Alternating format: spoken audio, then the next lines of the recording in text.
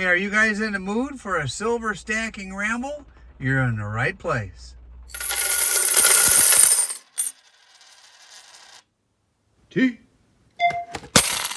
Hello, silver fans. This is T, and you're in the place to be for silver education, acquisition, and entertainment. Hey, the place to be is my F-150. I am waiting for my daughter to finish up basketball, and I just thought I would take a little moment to discuss a few things with you that have been kind of on my mind a little bit lately, and they are falsehoods, things that other silver stackers, and maybe even sometimes myself, am guilty of saying and spreading and kind of sharing on our YouTube channels. And so I really just wanted to take a minute to mention 4 of them and get your opinions. So here we go, without wasting any time. The first falsehood is that fiat currency is worthless. I've got some dollar bills that I kind of just threw in my truck from when I hit the drive-thru at McDonald's or somewhere. And so a lot of times we see guys on YouTube saying, oh, this fiat currency, this worthless piece of paper, it means nothing, it does nothing, it's garbage, blah, blah, blah. Well, I have a suggestion for all of those guys who say that the fiat is worthless, etc., etc., etc.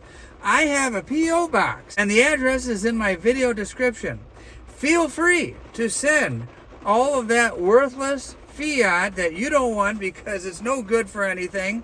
Just put it in an envelope, send it to my P.O. box in Crown Point, Indiana, and heck, I will even go so far as to send you a Mercury dime back in the mail to pay for your shipping.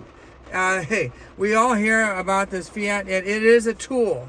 And yes, you shouldn't be holding on to it as a savings vehicle because we all know that over time it depreciates, and lately it's depreciating even faster. But all that being said, it's not worthless. Okay, let's go on to number 2. Here we go.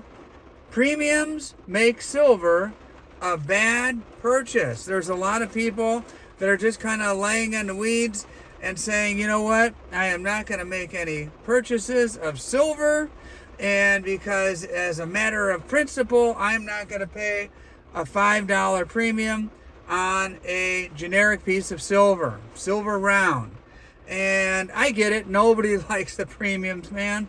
It stinks that they all shot up through the roof. The ASC premiums are ridiculous, and even on the generic silver, $5 is pretty much the norm at the local coin shops that I go to, and yeah, nobody likes paying that. So if silver's at 22 and you're paying 27 for a generic round, yeah, that stinks. I won't argue that. But in my mind, the way I think about it is, hey, I'm still getting an ounce of silver for under $30. So if I'm paying 27, that's $3 less than 30, right? Well, I wonder what's going to happen to these same guys who are saying, well, I'm not going to touch silver with a 10-foot pole until these premiums come down. So what happens if silver is at $32 and the premium on a generic ounce of silver is only $2, and so you're paying $34? Well, you're still paying $7 more than you are now. And if it's just a matter of principle that you won't buy it now, but you will buy it when the premiums are down to $2, hey, you're really kind of shooting yourself in the foot if you wait until it goes up and then out of matter of principle, oh great, green light now, the premiums are down, but you're still paying more, over $30 for it anyway. So just a thought. In my mind, I am going to snatch up whatever silver I can get under $30, and the lower I can get it under 30, the better. I am not going to stop stacking because premiums on a generic round are $5 right now. I'm in it for the long haul, and I'm going to dollar cost average, and the more silver I can get in my stack for under $30, the better. Okay, falsehood number 3. Here we go. $50 silver is incomprehensible. And some people out there in the world, whether they are viewers who scoff or other content creators, can never imagine the point where silver is $50. They don't even want to let their imaginations go to that place. Well, if you look back in history, silver has hit $50 a couple of times. 1980, 2011, and I've gone to local coin shops and I've talked to the coin shop owners to find out what things were like back then. And Mr. Knight over at Knight Coin and Jewelry over in Hobart, Indiana, hey, he lived through both of those. He's been a coin dealer since the early 1960s, and he lived through 1980 and he lived through 2011. When I asked him if silver would ever hit $50 again, he said, young man, it's not if, it's when. And you know what? I believe it. Things go in cycles, and I can see and imagine $50 silver once again. So when you see people say, oh, maybe it'll go up to 29 or 30 or 32, and that's the ceiling, it'll never get beyond that.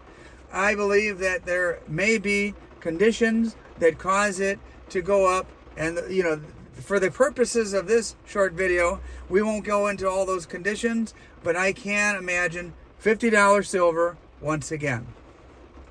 Okay, guys, item number 4. I think this one is pretty ridiculous if you think about it.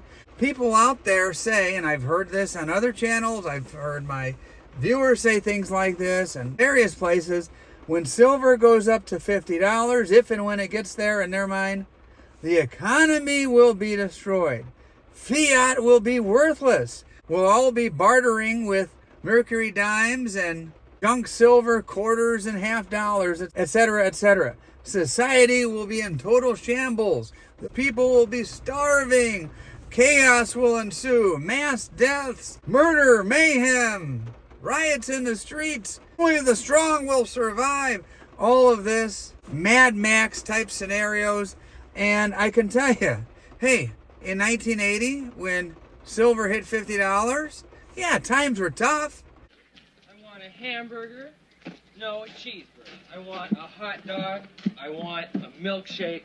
I want potato chips. You'll get nothing and like it. But it wasn't all the things I just described. And heck, in 2011, yeah, it was a crappy economy. The housing bubble had burst. Everyone had to tighten the belt a little bit more. But, there wasn't this mass chaos around the world. So why would I think the next time silver gets to 50, all of that doomsday stuff will happen? I think by stacking, we'll be in a pretty good position. So if you wanted to unload some of your silver when it gets up to 45, 49, 50, etc., or if that's your plan, hey, more power to you. If you're going to hold and see if it goes to 100, hey, that's your prerogative. But do I think we'll all be living in this chaotic world where we're shooting our neighbors over food we're growing in our garden and stuff like that? I don't think so. So, hey, these are just my 4 things I just wanted to kind of spout off and ramble a little bit today. Hey, am I right? Am I wrong?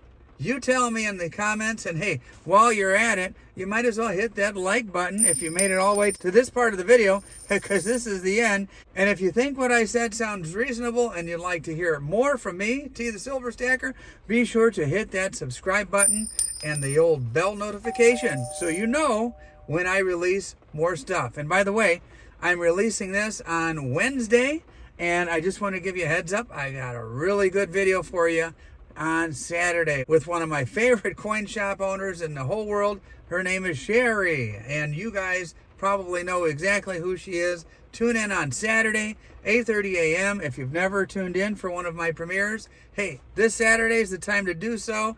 It's a lot of fun.